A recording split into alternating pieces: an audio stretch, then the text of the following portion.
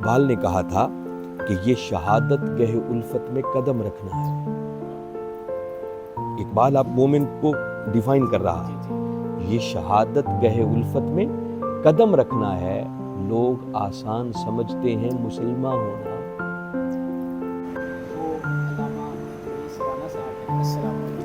وعلیکم السلام ورحمۃ اللہ وبرکاتہ۔ میں جو کوشچن آپ کے لیے لے کے آیا ہوں وہ کوشچن یہ ہے کہ ایک مومن کیا ہے اور مومن کے جو تقاضات ہیں وہ بیسیکلی کیا ہیں۔ بات یوں شروع کی، فرمایا انما المؤمنون، اس کا معنی ہے کہ مومن فقط وہ ہے، یعنی جن کا آگے ذکر آئے گا بس مومن وہ ہیں، ان کے علاوہ کوئی اور مومن نہیں ہے۔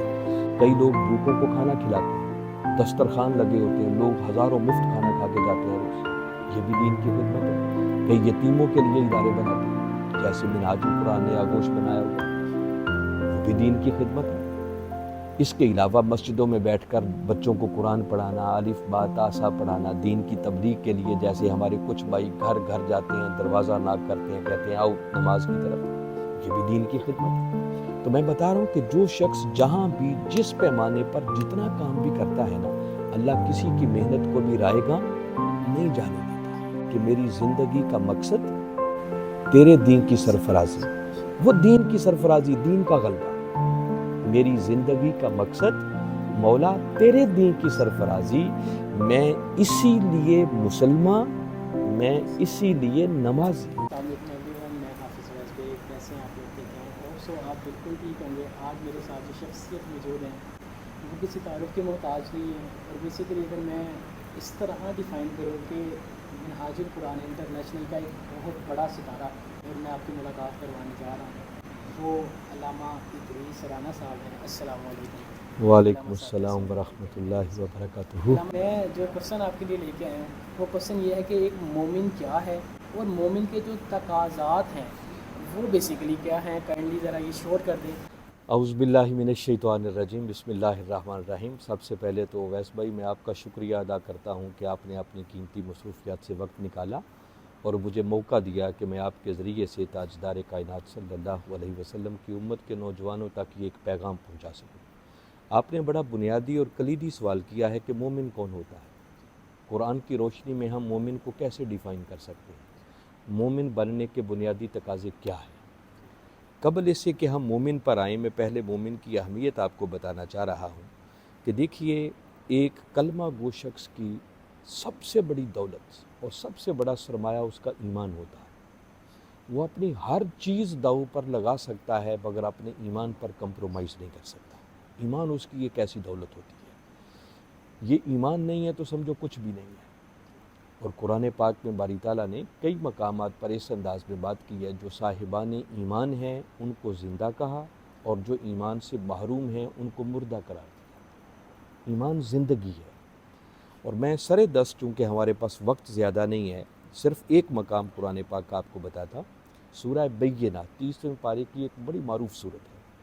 باری تعالیٰ نے بات ہی یوں شروع کی، فرمایا ان الذین آمنوا وعملوا الصالحات، بے شک وہ لوگ جو ایمان لے آئے اور جنہوں نے اعمال صالحہ کو اپنی زندگی کا وتیرہ اور شعار بنا لیا، ان کے بارے میں حصر کے انداز میں فرمایا اولئک ھم خیر البریہ، فرمایا یہی وہ لوگ ہیں جو میری تمام تر مخلوق میں سب سے بہتر ہیں۔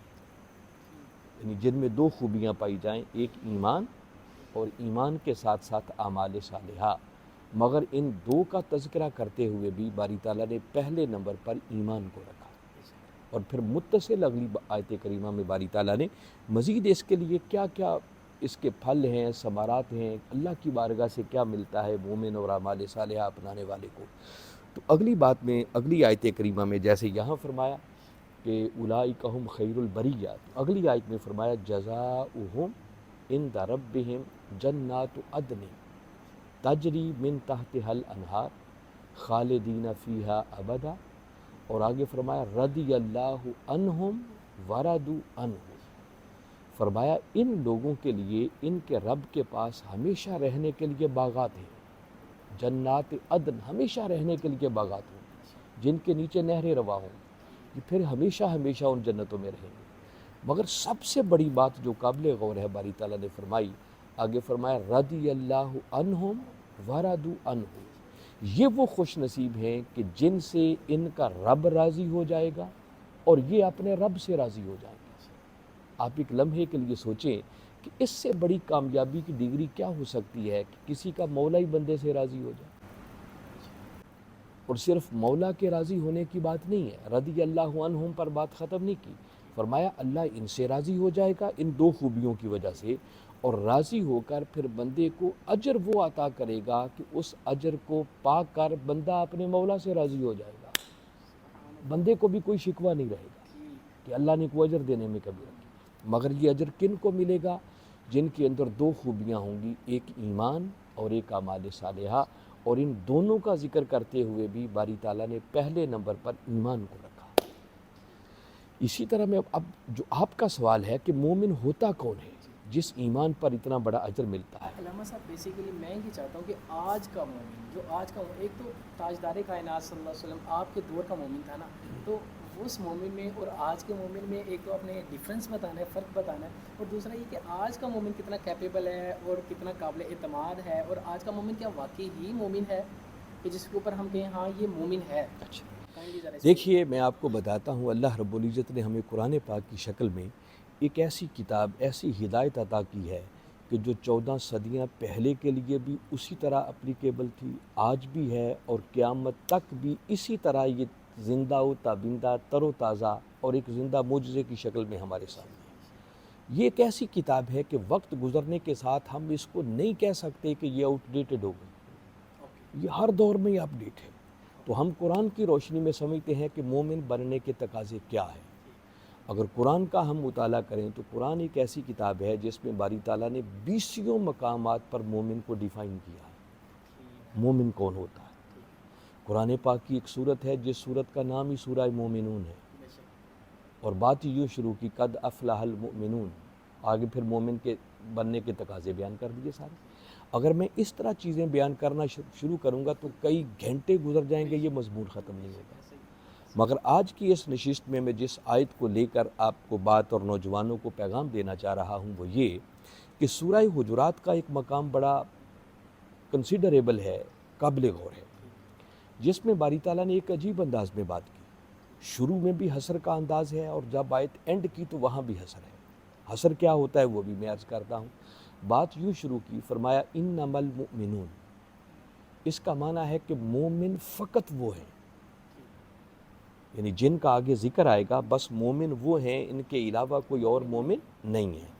انما المؤمنون، فرمایا مومن فقط وہ ہیں، کون؟ الذین آمنوا باللہ ورسولہ، جو اللہ پر بھی ایمان لائیں اور اس کے رسول صلی اللہ علیہ وسلم پر بھی ایمان لائیں۔ اور آگے فرمایا ثم لم یرتابوا، اور ایسا ایمان لائیں کہ اس ایمان میں پھر شک کی دراڑ پیدا نہ ہونے دیں، گنجائش ہی نہ رہے، پکا پختہ ایمان اور یقین۔ اتنی بات کر کے آگے ایک بڑی خاص بات کی، آگے فرمایا وَجَاهَدُوا بِأَمْوَالِهِمْ وَأَنفُسِهِمْ فِي سَبِيلِ اللَّهِ، کہ اللہ اور اس کے رسول صلی اللہ علیہ وسلم پر پکا اور سچا ایمان لانے کے بعد مومن وہ ہیں پھر جو اپنے مال اور اپنی جان سے اللہ کی راہ میں جہاد کریں۔ اور یہ بات کر کے جب آیت کریمہ کا اینڈ کیا تو پھر کلمہ حسر استعمال کیا، آگے فرمایا اولئک ھم الصادقون، فرمایا جو ان تقاضوں کو پورا کرتے ہیں حقیقت میں یہی وہ لوگ ہیں جو اپنے دعوی ایمان میں سچے ہیں۔ اگر ان تقاضوں کو پورا نہیں کر رہے تو کروڑ بار کلمہ پڑھتے رہیں، ان کے ایمان کا کوئی اعتبار نہیں ہے، وہ مومن کہلانے کے حقدار نہیں ہیں۔ اب بنیادی تقاضے یہاں بیان ہوئے ہیں 3، ایک اللہ پر ایمان، دوسرا اس کے رسول صلی اللہ علیہ وسلم پر ایمان، اور ایمان بھی ایسا کہ جس میں شک کی دراڑ پیدا نہ ہو، اور پھر فرمایا کہ ان 2 تقاضوں کے بعد پھر اپنے مال اور اپنی جان سے وہ اللہ کی راہ میں جہاد کرے۔ اچھا، پہلے 2 تقاضوں پر بالعموم بات ہوتی رہتی ہے، مگر میں آج جس پر فوکس کرنا چاہتا ہوں وہ ہے کہ اللہ اور اس کے رسول میں جہاد کرنا کیا ہے، جس کو ایمان کے تقاضے کے طور پر بیان کیا۔ یہ نیا کنٹینٹ بھی ہے، بیسیکلی اس کے اوپر بہت کم میں نے سنا، بہت کم۔ حالانکہ آپ غور کریں کہ باری تعالیٰ نے کس انداز میں بات کی۔ شروع میں کہا مومن صرف یہی ہیں، اور اینڈ پہ کہا جو ان تقاضوں کو پورا کرتے ہیں حقیقت میں یہی ہیں جو اپنے دعوی ایمان میں سچے ہیں، اس کے علاوہ مومن کہلانے کا حقدار کوئی نہیں، باقی سب باتیں بعد میں ہیں۔ اللہ پر ایمان، اس کے رسول صلی اللہ علیہ وسلم پر ایمان، ایسا ایمان جس میں شک نہ ہو، اور پھر اپنے مال اور اپنی جان سے اللہ کی راہ میں جہاد۔ تو جہاد کیا ہے؟ جہاد کا لفظ سنتے ہی پہلا خیال ذہن میں یہ آتا ہے کہ شاید اس کا معنی یہ ہے کہ گن پکڑ لیں، تلوار لے لیں، میدان جنگ میں چلے جائیں اور دشمن سے لڑیں۔ بے شک اس کے اندر یہ معنی بھی پایا جاتا ہے، اس کو ہم نکال نہیں سکتے، یہ ایک ٹائپ ہے، یہ اس کی ایک جز ہے۔ یعنی جہاد کے وسیع تر معانی میں سے ایک مفہوم یہ ہے۔ اصل جہاد کا لفظ نکلا ہے جہد سے، اس کا معنی ہوتا ہے تگ و دو کرنا، جد و جہد کرنا، کوشش کرنا، ایفرٹ کرنا، محنت کرنا۔ اگر صرف اس کا معنی میدان جنگ میں جا کر لڑنے کو ہی لے لیں تو ہر مومن کی زندگی میں تو اس کی نوبت آتی نہیں ہے، تو پھر وہ بیچارہ مومن کیسے بنے گا؟ تو ایسا معنی دیکھنا ہوگا جس میں سارے اکاموڈیٹ ہوں۔ تو جہاد کا لفظ جہد سے نکلا ہے جس کا معنی ہے تگ و دو کرنا۔ باری تعالیٰ فرما رہے ہیں کہ اللہ اور اس کے رسول صلی اللہ علیہ وسلم پر ایمان لانے کے بعد مومن بننے کے لیے بنیادی شرط ہے کہ پھر اپنے مال اور اپنی جان سے اللہ کی راہ میں جد و جہد کی جائے، مشقت کی جائے، کوشش کی جائے، ایفرٹ کی جائے۔ مگر سوال پیدا ہوتا ہے کہ وہ کوشش فار وٹ، وہ جد و جہد، وہ تگ و دو کس مقصد کے لیے؟ یہ بنیادی سوال ہے۔ اب اس بات کو اگر سمجھنا ہو، چونکہ ہمارے پاس وقت زیادہ نہیں ہے، تو جس مقصد کے لیے اللہ رب العزت یہ جد و جہد اور جہاد کرنے کے لیے فرما رہے ہیں، اگر میں ایک جملے میں کہنا چاہوں تو وہ مقصد منشائے خدا ہے اور مقصد بعثت مصطفیٰ ہے صلی اللہ علیہ وسلم، جس کے لیے جد و جہد کیے بغیر ایمان مکمل نہیں ہے۔ علامہ صاحب یہ جو جد و جہد ہے یہ ذرا کائنڈلی ڈیفائن کریں، یہ کیسی جد و جہد ہے؟ میں بتاتا ہوں، یہ جو میں نے بات کی ہے کہ منشائے خدا اور مقصد بعثت مصطفیٰ صلی اللہ، اس کے لیے جد و جہد کرنا ایمان ہے۔ تین مقامات پر باری تعالیٰ نے یہ بات کی، میں صرف ایک مقام عرض کر رہا ہوں، کلمات تقریباً ابتدائی کلمات سیم ہیں، اینڈ پہ تھوڑا سا ڈیفرنس ہے۔ باری تعالیٰ نے بات یوں شروع کی، فرمایا هو الذی ارسل رسولہ بالہدی ودین الحق لیظہرہ علی الدین کلہ۔ یہاں تک یہ بات تین مقامات پر سیم یہی کلمات ہیں۔ فرمایا اللہ وہ ہے جس نے اپنے رسول مکرم صلی اللہ علیہ وسلم کو ہدایت اور دین حق کے ساتھ بھیجا، مگر بھیجا کیوں؟ لیظہرہ علی الدین کلہ، تاکہ اس کا یہ رسول صلی اللہ علیہ وسلم اس دین حق کو دنیا کے سب باطل نظاموں پر غالب کر دے۔ جس کا مطلب یہ ہے کہ یہ آیت زبان حال سے بتا رہی ہے کہ اللہ کا منشا یہ ہے کہ جو اس نے دین لوگوں کو زندگی گزارنے کے لیے عطا کیا ہے، وہ دین دنیا کے سب باطل نظاموں پر غالب آنا چاہیے۔ یہ اللہ کا منشا ہے، اللہ یہ چاہتا ہے، اور اللہ نے اس منشا کو پورا کرنے کے لیے یہ ذمہ داری کائنات کے اندر اس ہستی کو عطا کی جس ہستی سے بڑھ کر اس کا محبوب ہی کوئی نہیں ہے۔ فرمایا محبوب یہ ذمہ داری آپ کو دے رہا ہوں، آپ جائیں اور جا کر اس دین حق کو دنیا کے سب باطل نظاموں پر غالب کر دیں۔ تو یہ دین کا غلبہ باطل نظاموں پر یہ منشائے خدا ہے اور مقصد بعثت مصطفیٰ ہے صلی اللہ علیہ وسلم۔ اس کے لیے پھر تاجدار کائنات صلی اللہ علیہ وسلم تشریف لائے، آپ نے اس کے لیے ایک تحریک کا آغاز کیا۔ دیکھیں نا، جب آپ نے لوگوں کو دعوت دی کہ اللہ ایک ہے، میں اس کا نمائندہ، اس کا رسول بن کر آیا ہوں، آؤ میری دعوت کو قبول کر لو، تو جب آپ نے دعوت دی تو آپ کی دعوت سے ایک تحریک شروع ہوئی۔ اگر اس تحریک کو ہم کوئی نام دینا چاہیں کہ اس تحریک کا نام کیا ہو سکتا ہے، تو اس کا نام ایک ہی بنتا ہے کہ وہ تحریک غلبہ دین حق کی تحریک تھی، کیونکہ اللہ نے بھیجا ہی اس مقصد کے لیے تھا کہ محبوب تمہیں بھیج رہا ہوں کہ جا کر اس دین حق کو دنیا کے باطل نظاموں پر غالب کریں۔ تو آپ کی دعوت سے ایک تحریک شروع ہوئی، اور اس تحریک کا نام کیا ہو سکتا ہے؟ غلبہ دین حق کی تحریک۔ اور وہ صحابہ کرام جو آپ کی دعوت کو قبول کر رہے تھے، اگر ان کے بارے میں ہم کوئی ٹرمینالوجی وضع کرنا چاہیں کہ وہ کون تھے، تو یہ وہ کارکن تھے جو اس غلبہ دین حق کی تحریک کو جوائن کر رہے تھے۔ آقا کی دعوت پر لبیک کہہ کے وہ کلمہ پڑھ کے یہ کہنا چاہ رہے تھے کہ آقا ہاں، جس مقصد کے لیے اللہ نے آپ کو بھیجا ہے، ہم کلمہ پڑھ کے اس بات کا اعلان کرتے ہیں کہ اس دین کے غلبہ کے لیے اگر ہمیں اپنا تن من دھن بھی قربان کرنا پڑا تو یہ قربان کرنے سے بھی دریغ نہیں کریں گے۔ آپ مومن سمجھنا چاہ رہے ہیں نا، مومن کون ہے؟ تو دیکھیں نا، وہ جو ابتدائی دور میں آقا کی دعوت کو قبول کر کے کلمہ پڑھ رہے تھے، تو ان کے کلمے کا معنی کیا تھا؟ وہ کہنا کیا چاہ رہے تھے؟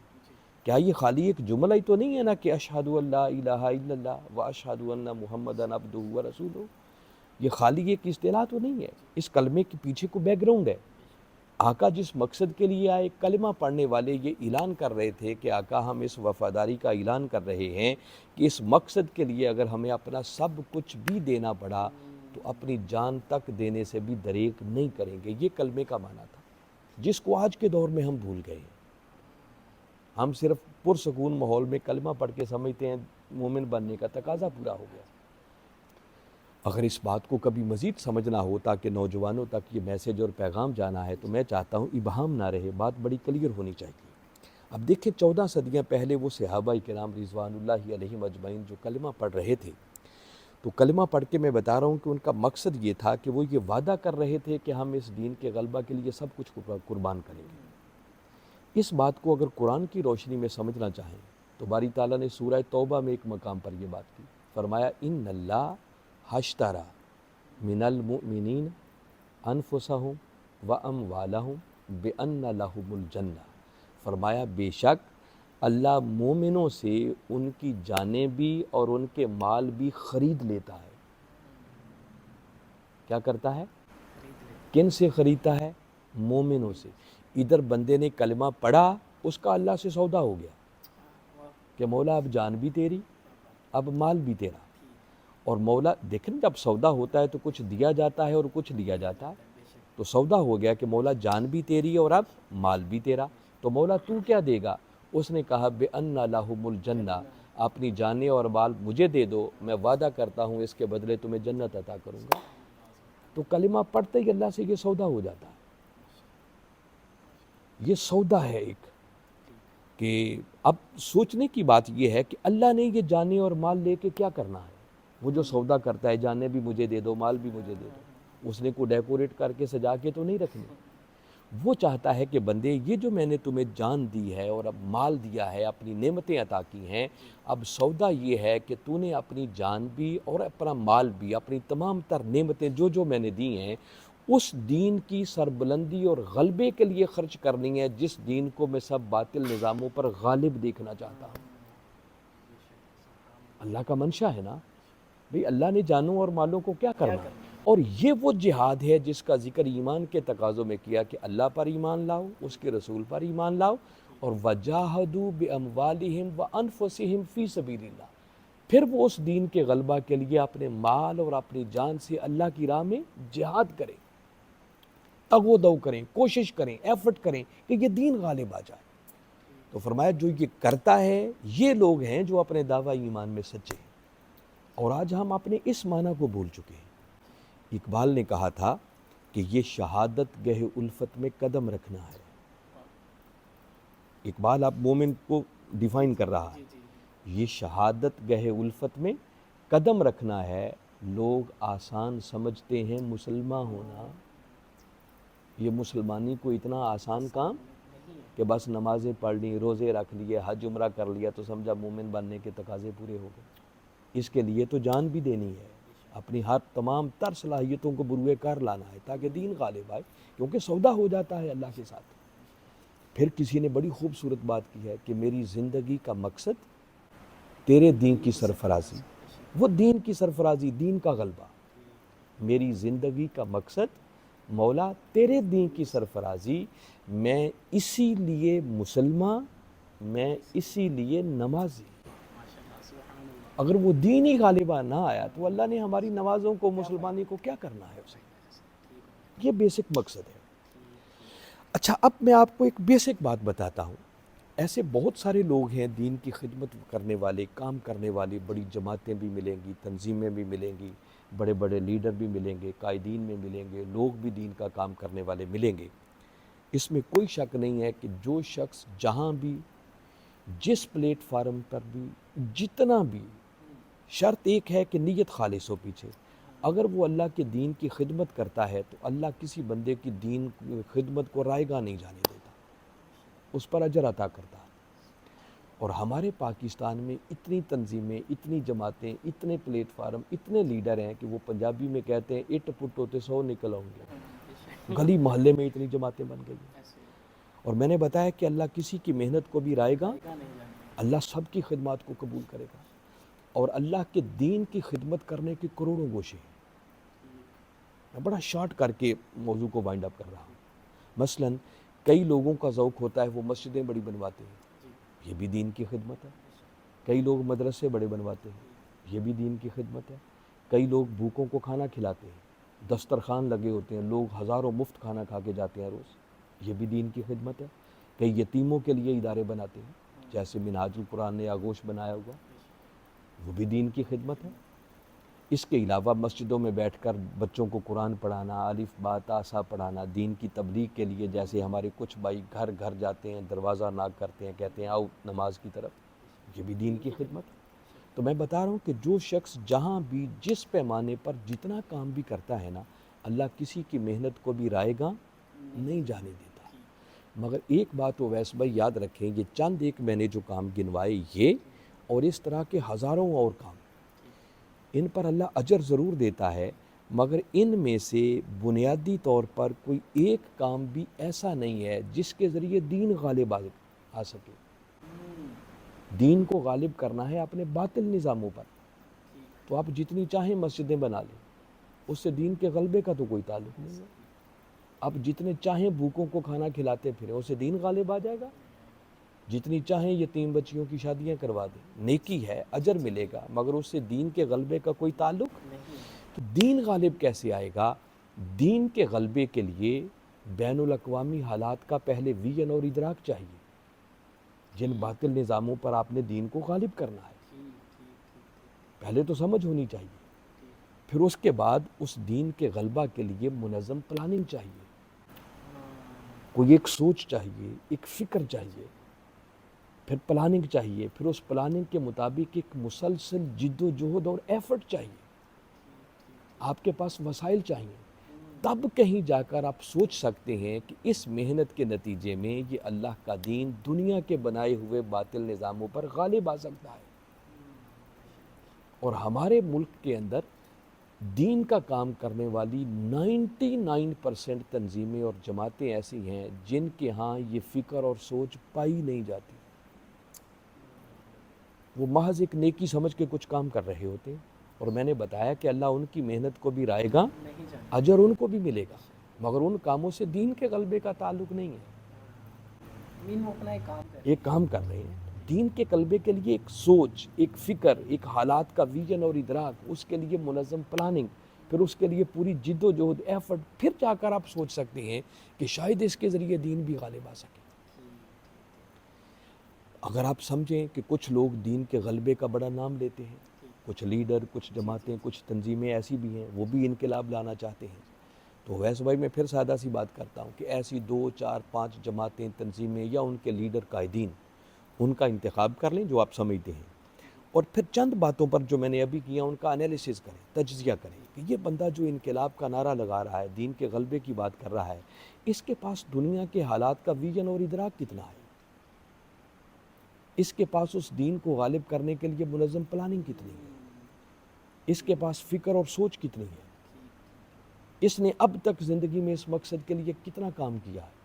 ان چند چیزوں پر آپ انالیسس کریں گے نا، تو جسے کہتے ہیں دودھ کا دودھ اور پانی کا پانی، ہر چیز نکھر کے سامنے آ جائے گی۔ مگر میں نوجوانوں کو اگر آپ کی اجازت ہو تو یہ پیغام دینا چاہ رہا ہوں، اس صدی کے اندر تحریک منہاج القرآن یہ ایسی تحریک ہے، اور ڈاکٹر طاہر القادری کی قیادت یہ ایسی قیادت ہے جن کا مقصد جینا اور مرنا ہی آقا کے دین کا غلبہ ہے۔ یہ تحریک ہے ہی اسی فکر پر کھڑی، یہ نہیں کہ باقی کام منہاج القرآن نہیں کرتا، منہاج القرآن مسجدیں بناتا ہے، دیکھیں کتنی خوبصورت مسجد ہے، کبھی ٹاؤن شپ والی ہماری مسجد دیکھیں آپ حیران رہ جائیں گے، دنیا بھر میں پتہ نہیں کتنی بنائی ہیں۔ نمازوں کا آپ نے ابھی ظہر کی نماز پڑھی، آپ نے دیکھا کتنا شاندار انتظام ہے، پورا ادارے کے لوگ آ کے نماز پڑھتے ہیں۔ یتیموں کے لیے آگوش کا ادارہ بنایا ہوا ہے، ہر سال غریب بچیوں کی شادیاں کرنے کا مرکز پر ٹرینڈ ہے، کئی بچیوں کی، درجنوں بچیوں کی شادیاں ہر سال کرتے ہیں۔ پاکستان میں کئی تنظیمات ہماری مختلف جگہوں پہ کر رہی ہوتی ہیں۔ تبلیغ کا کام جس طرح منہاج القرآن ڈاکٹر طاہر القادری کر رہا ہے، اس جدید دور کے تقاضوں کو سامنے رکھتے ہوئے دور دور تک اس کی مثال کہیں نہیں ملے گی آپ کو۔ مگر ان ساری چیزوں کے ساتھ ہمارا الٹیمیٹ گول اور مقصد وہ آقا کے دین کا غلبہ ہے۔